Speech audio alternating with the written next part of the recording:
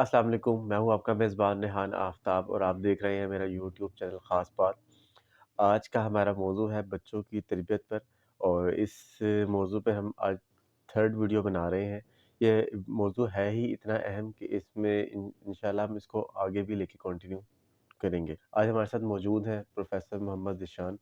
السلام علیکم سر، کیسے ہیں آپ؟ جی وعلیکم السلام، الحمدللہ میں بالکل ٹھیک ہوں۔ اچھا سر، جو آج کا ہمارا پہلا سوال ہے، بچے والدین سے اختلاف کب کرتے ہیں؟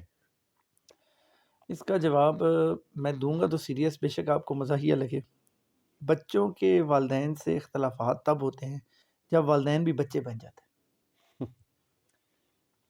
دیکھیں، ضد کرنا بچے کے ساتھ سوٹ کرتا ہے، جی والدین کے ساتھ سوٹ نہیں کرتا۔ جب آپ اس کی بات کو سنیں گے ہی نہیں، جی جی۔ آپ تھوپیں گے اپنا فیصلہ، مسلط کریں گے، میں تمہارا باپو مانو میری بات۔ ہوں وہ ریزنیبل بات کر رہا ہے، وہ معقول بات کر رہا ہے ہوں کہ بھائی میں یہ اکیڈمی میں نہیں پڑھنا چاہتا، میں اس جگہ پہ نہیں جانا چاہتا، یا یہاں میرا یہ دوست اچھا ہے، میں نے اس کے ساتھ جانا ہے، جی اور آپ کو معقول ریزن دے رہا ہے کہ میں اتنے بجے، یا والدہ کو بتا رہا ہے بچہ۔ وہ بھولے بھالے معصوم پیرنٹس کیا کرتے ہیں، اتنا اچھا بچہ ہے، وہ کہہ رہا ہے کہ میں ماما میں 4 بجے جا رہا ہوں، 5 بجے آ جاؤں گا، جی تو آپ ٹرسٹ ہی نہیں کرتے۔ پھر بچہ خود سے شکر کرے میرے والدین کو مجھ پہ اعتبار ہی نہیں، پھر وہ آپ ان کے لیے لیسٹ اہم ہونا شروع ہو جاتے ہیں۔ جیسے ہم نے اکثر اپنی ویڈیوز میں ہمیشہ یہ بات بتایا کہ بچوں کے لیے والدین سب سے اہم ہوتے ہیں، توجہ نہ دے کر، اور دوسرا یہ سوال اہم، دوسرا یہ بات کہ ان کی بات کو امپورٹنس نہ دے کے آپ ان کے لیے لیسٹ امپورٹنٹ ہوتے جاتے ہیں، اور دن بدن آپ کے ان کے ساتھ اختلافات بڑھتے جاتے ہیں۔ ان کے ذہن میں یہ بات بیٹھ جاتا ہے کہ میں اب کوئی بھی بات کروں گا میرا والد مانے گا ہی نہیں، میری ماں مانے گی نہیں، میرا بڑا بھائی مانے گا ہی نہیں، اور میں اساتذہ کو بھی اسی میں لاتا ہوں کہ اساتذہ اکرام بھی یہ اپنی امپورٹنس کھو دیتے ہیں، یہ بچہ جھوٹ بول رہا ہے، جہانا بہانہ بنا رہا ہے، پھر وہ اگلی دفعہ واقعی بہانہ بناتا ہے، ہوں ٹھیک پھر وہ آپ کے اختلافات ان سے دن بدن بڑھ بڑھتے جائے جاتے ہیں۔ مختصر یہ کہ بچہ نہ بنے، والدین بنے، والدین۔ اپنے رول کو سمجھے کہ آپ کا کیا رول ہے۔ جو دوسرا سوال ہے وہ بھی والدین سے ریلیٹڈ ہے کہ جو بچوں کا سبجیکٹ سلیکٹ کرنے ہوتے ہیں، اس میں ان کو فورس کرنا صحیح ہے یا غلط ہے؟ دیکھیں جی، آپ نے غلط یا صحیح لفظ کہا، بسائڈ یہ کہ آپ مجھے جانتے ہیں میں بڑے نرم الفاظ کا استعمال کرتا ہوں، میں کہتا ہوں ظلم ہے، اچھا۔ ظلم ہے، غلط صحیح نہیں، ظلم ہے بچے کے ساتھ۔ ہر بچہ ڈاکٹر نہیں بن سکتا، ہر بچہ مجھے بتائیں اگر پاکستان کے سارے بچے ڈاکٹر بن جائیں تو ہوں پھر انجینئر کس نے بننا ہے؟ بالکل۔ پھر ٹھیکیدار کس نے بننا ہے؟ پھر موبائل کی فرنچائز کس نے چلانی ہے؟ پھر بزنس کس نے کرنا ہے؟ جس بچے نے بزنس کرنا ہے نا، اس کے لیے کیمسٹری کوئی امپورٹنٹ نہیں ہے، اس کو نہ آئے کیمسٹری کوئی بڑی بات نہیں۔ جیسے ہمارے ہاں اس معاشرے میں ایک فوبیا ہے کہ انگریزی نہیں آنے، جی اوپر سے آپ ظلم کیا کرتے ہیں، میٹرک پڑھنے کے بعد بچے کو کہتے ہیں انگلش اسپوکن کورس کرنے چلے کورس جاؤ، کرنا۔ کمپیوٹر 2 سال الیکٹڈ سبجیکٹ رکھنے کے بعد بھی اسے کہتے ہیں کمپیوٹر کورس کر۔ یہ میں نے جیسے کہا نا کہ آپ بچے کو دیکھ کر نا اس سے بات کریں۔ جی ایک بچہ اچھا، میں آپ کو کہہ رہا ہوں اکثر بچے بات کرتے ہیں اپنی، میں کل ایک کالم پڑھ رہا تھا ایک فیمیل رائٹر کا، بڑی اچھی نوجوان رائٹر نے اس بات پہ بڑا اچھا زور دیا کہ جب آپ ان کی بات کو ایکسیپٹ ہی نہیں کرتے، بڑا اچھا اسٹوڈنٹ ہے، وہ بتا رہا ہے اپنی رائے، اب وہ بتا رہا ہے کہ جی مجھے کیمسٹری نہیں سمجھ آتی، مجھے ریئیکشنز نہیں کروانے آ رہے، مجھے فزکس کے نومیریکلز نہیں آتے، جی لیکن ہمارے معاشرے میں ہر بچے نے میٹرک سائنس سے کرنا ہے، اور ہر ماں کہتی ہے میرا بچہ ڈاکٹر ہی بن سی، میں اسا ڈاکٹر ہی بنانا ہے، ہوں اور وہ ڈاکٹر بنانے کے چکر میں وہ سول انجینئر بھی نہیں بن سکا۔ میں آج یہاں پر ایک بات، چونکہ تعلیم کا ہی میرا شعبہ ہے، میں اسی شعبے سے وابستہ ہوں، تو میں آپ کو بتاؤں کہ ان بھولے بالے ماں باپ کو کہ ڈاکٹر اور انجینئر کے علاوہ بھی دنیا میں بہت سارے شعبے، آپ حیران ہوں گے۔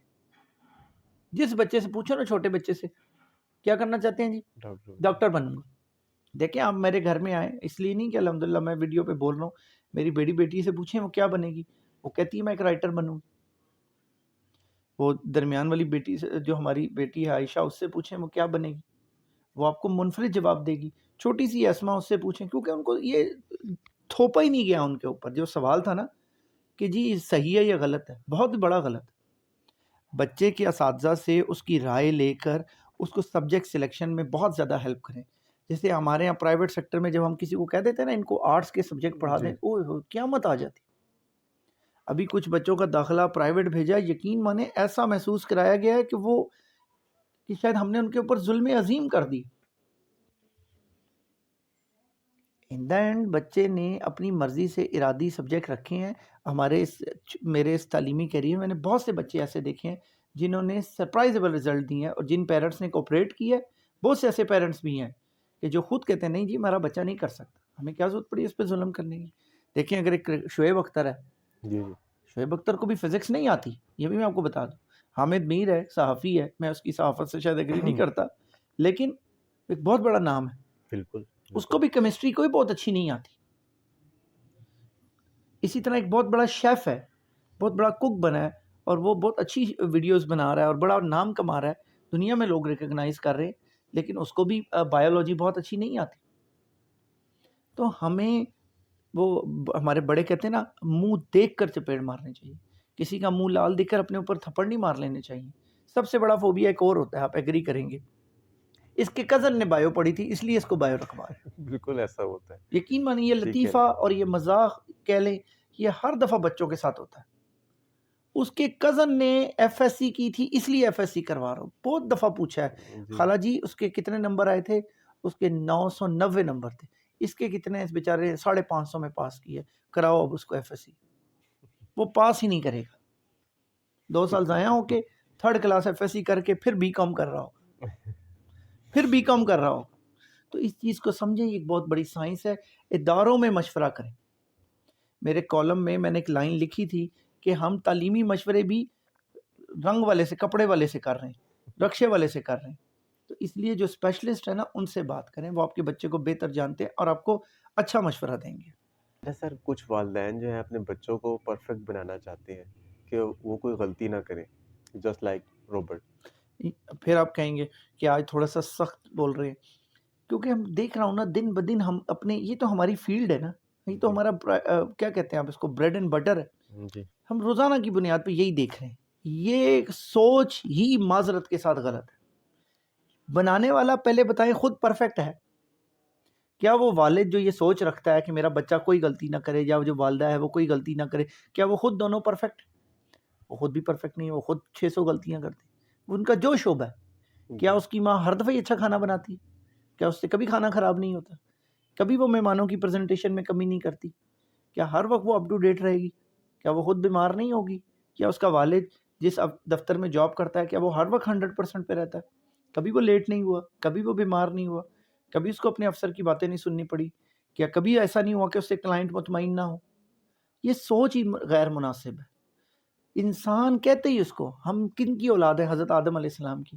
پہلا انسان جو اللہ نے پیدا کیا، اسی نے سب سے پہلے غلطی.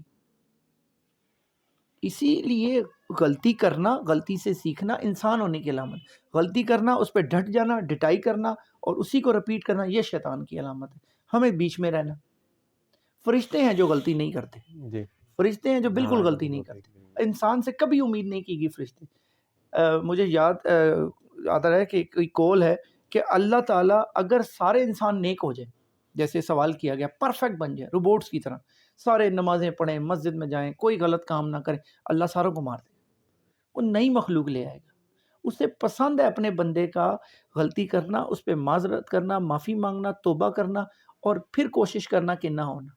100 دفعہ غلطی ہوتی ہے پھر معافی مانگے، 100 دفعہ غلطی ہوتی ہے پھر معافی مانگے، پھر اپنی اصلاح کرے. پہلے اگر زیادہ غلط رویہ ہو گیا تھا، اب تھوڑا سا کم کرے، آہستہ آہستہ آہستہ وہ ٹھیک ہو جائے گا.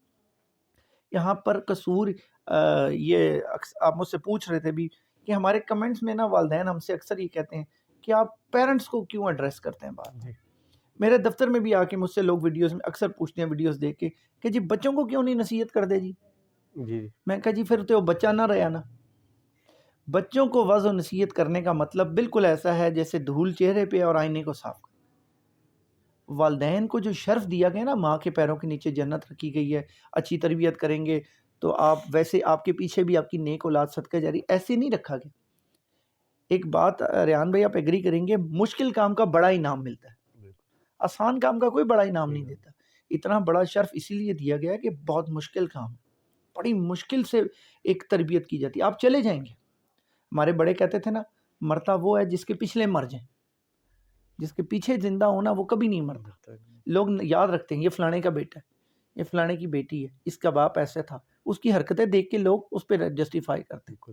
2 بچے لڑ رہے ہیں نا روڈ پہ، پہلا جملہ کیا ہوتا ہے؟ اب آپ بھی ایسے ہی کرتے تیرے باپ نے سکھایا، اس کے باپ نے ایسا سکھایا ہوگا، اس کی ماں. مجھے آپ بتائیں کوئی والد یا کوئی والدہ جتنا بھی خود بھی پڑھا لکھا نہ ہو یا جیسا بھی ہو، کبھی نہیں کہے گا میرا بچہ روڈ پہ لڑے لوگوں سے. تو یہاں پر تربیت کا عمل جو ہے والدین کے ساتھ ہے، بچوں کے ساتھ نہیں ہے. تربیت والدین ہے، تربیت اولاد ٹاپک نہیں ہے. یہ ہیڈنگ ڈالتے ہیں تربیت اولاد، میں کہتا ہوں تربیت والدین. والد ہونا شرف ہے.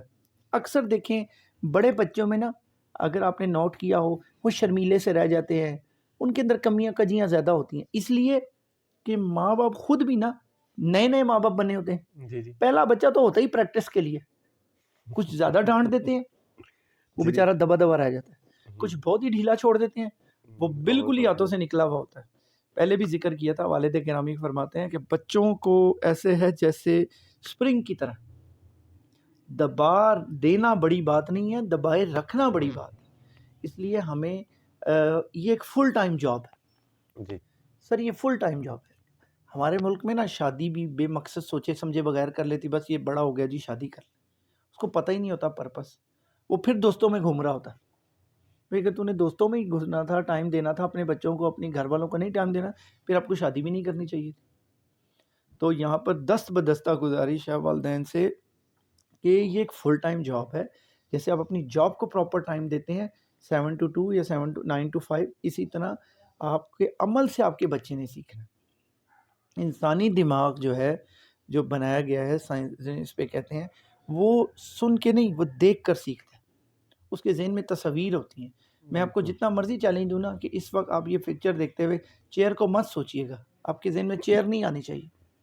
آنکھیں بند کریں اور آپ چیئر کے علاوہ دنیا میں کسی چیز کو بھی سوچیں، لیکن آپ کے دماغ میں فوراً کرسی کی امیج آئے گی.